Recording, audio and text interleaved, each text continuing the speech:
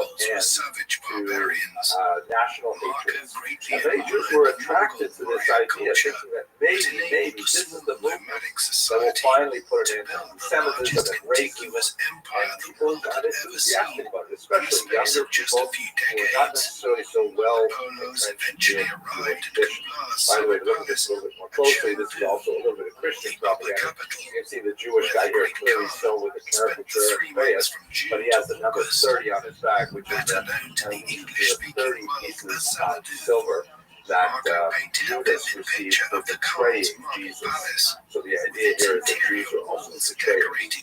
However, the biggest push for Jews into the Communist Party were the pogroms that occurred in the context of the Civil War. Before we get to that, I just want to pause for a second, and then we'll talk about the rest of it. So, questions, arguments, discussions? Marveling at the fact that the whole palace could be moved around like traditional Mongol tales. Totally clear as the sun at noon. I can't believe it. Gave the impression This is like such a complicated theory. I'm sure you're all good with this. golden drinking vessels that floated from the table David. to the Great Khan and back again, seemingly without anyone touching them. When you're saying that the Jews were such a large part of the communist government, you aren't saying that they necessarily were evil people like Stalin or Lenin. They were just taken by this ideal that sounded wonderful and beautiful and was going to fit the world, right? Well, actually, I didn't say whether they were evil or not, but I think there were It some. sounded like you were surprised that they were such a large part of The forbidden city in Beijing, after prostrating themselves before the Well, Khan, it is a surprising phenomenon because it is it's a government that had such a was curious to negative know impact. where Niccolo and I say that Maffeo that's had been in mildly. the I mean, years this since is a they murderous, last met. The genocidal. two brothers It wasn't presented the necessarily like Great that Khan at the with beginning. official Couldn't tell documents for sure, but by the time Gregory, it's the as 1930s, well as a gift oh my of the oil gosh, from the Holy you can Sepulchre compare in Jerusalem, Stalin's which communism in particularly 1930s in delighted many ways Kubla. to Hitler's Nazis. Niccolo then You know, the presented the Marco, totalitarianism, the referring to forced him as, arrests, the quote, tortures, the my son murders. and your man. It's absolutely Was the incredible dearest to thing I think had of in this Jews. The Jews were I have participating brought then. with great peril and Yes, ado I'm afraid so. from such distant lands to present Guys him like to you Lazer as your Kaganovich, servant. he's a poet, you know, and he was Now 21 one of years the main old after 4 architects years of of traveling, the was terror now famine in in the the service 1930s. of the Great Khan. Started Ukraine at that time. This was really nasty One of the characters. difficult It is elements of a the sad troubles of reality that Marco Polo as a Jewish book history is also that Rustichello has did not villains in it. provide clear dates of Professor, when I heard events that occurred, perhaps um, because Marco was not 837 around to is a elaborate lot on of them. the By the time Soviets Rustichello was were committing great. what the Venetian had told him in Jews were prison Soviets, to most of them paper. have been burned. One part of Consequently, it is No, sometimes that's difficult to that give a is chronological that is account very of the true. 17 What I'd years like to Marco do, spent in China. I'm gonna walk you through this in the next bubble after the one I'm That gonna talk Kubla held about, the in bubble, great favor, but I'll give you and the he short answer effectively right now. became a member Basically, of the Khan's at the household, beginning of the war, you have what are learning called Mongolian in the meaning process, those are people which was just who one actually of became several communists languages Polo before picked up on his travels.